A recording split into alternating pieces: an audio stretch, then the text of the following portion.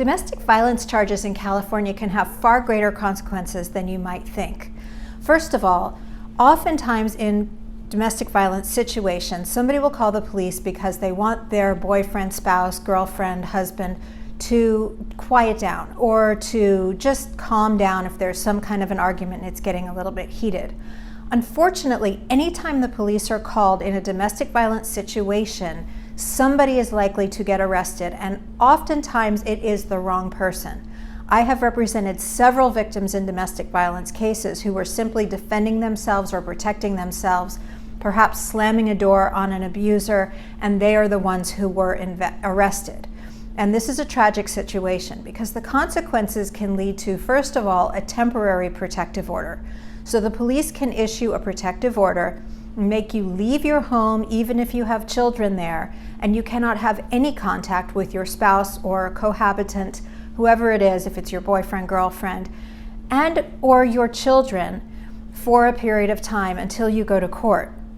Generally, the DA's office will file domestic violence cases more quickly than other cases because they want to get in front of the judge and get a protective order.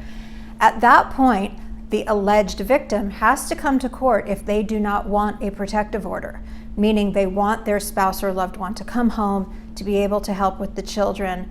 Now, the DA's office is very skeptical because oftentimes people will, say nothing happened and I just want them home because there is either a financial element where they need this person to pay the bills or they're scared.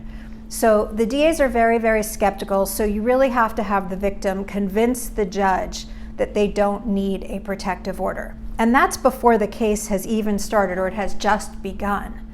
Then, if you are convicted of a domestic violence case, and when I say domestic violence, this can be anyone that you've even had a previous relationship with, an ex-boyfriend or girlfriend, ex-wife or a husband. So it's pretty expansive.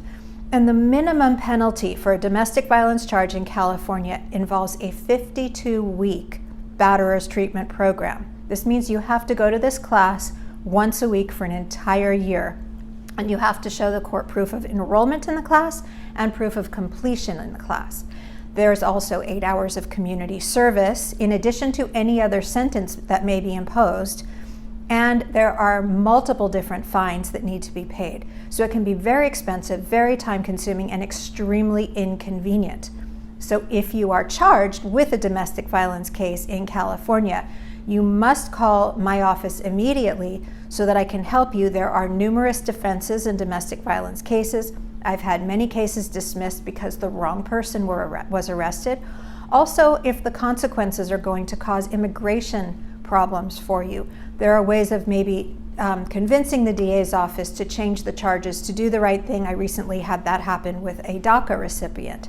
So the district attorney's office has to take into consideration the immigration consequences to the defendant, if there are any, in a balancing way, a balancing factor as a factor in mitigation.